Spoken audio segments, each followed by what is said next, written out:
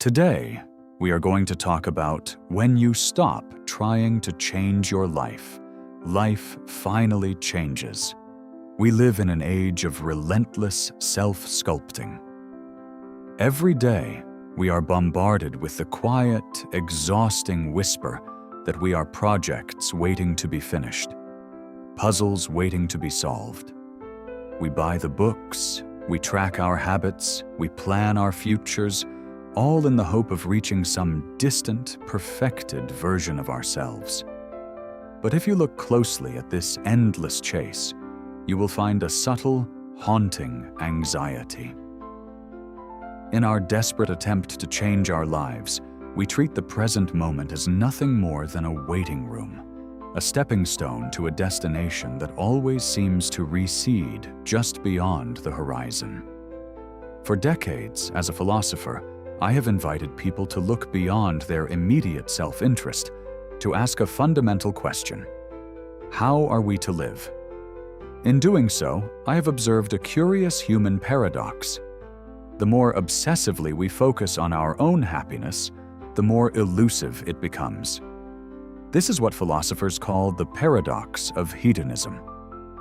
When your primary goal is to optimize your own existence, your world shrinks to the size of your own ego. You become trapped in a feedback loop of your own desires, flaws, and anxieties. The effort to change your life becomes the very thing that keeps you stuck. But what happens when you simply stop?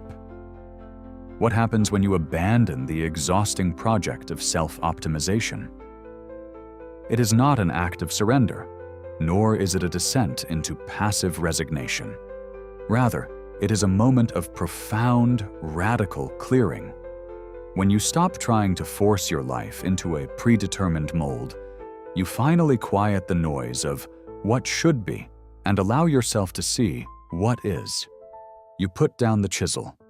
You stop looking at your life as a piece of marble to be relentlessly carved, and you begin to experience it as a living, breathing reality.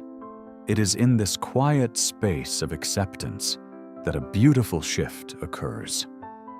When you stop looking inward at the mirror of your own self-improvement, your gaze naturally turns outward. You begin to notice the world around you, not as a backdrop for your personal journey, but as a vast, interconnected landscape of sentient beings, of shared joy, and of profound suffering. You realize that your life is not an isolated island, but a small, precious drop in a boundless ocean. This outward shift is where genuine transformation begins.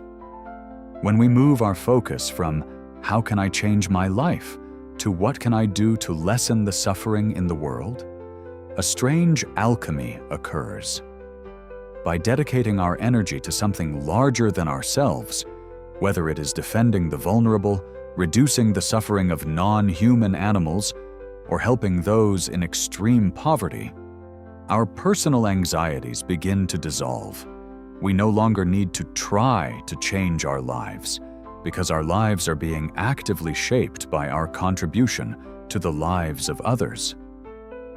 This is the silent metamorphosis. You do not wake up one day to find you have successfully completed your self-help checklist.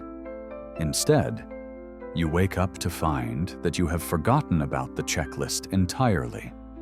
You are too busy engaging with the world, acting with compassion, and living ethically. The change you spent years chasing in vain has occurred quietly in the background as a natural byproduct of your connection to the world. So let us step off the treadmill of endless self-concern. Let us have the courage to accept where we are right now with all our imperfections and limitations, not because we do not care about the future, but because we recognize that the most meaningful way to live is to turn our gaze outward. When you stop trying to change your life, you finally allow yourself to be changed by the world, and in that quiet surrender, you find the only change that ever truly mattered.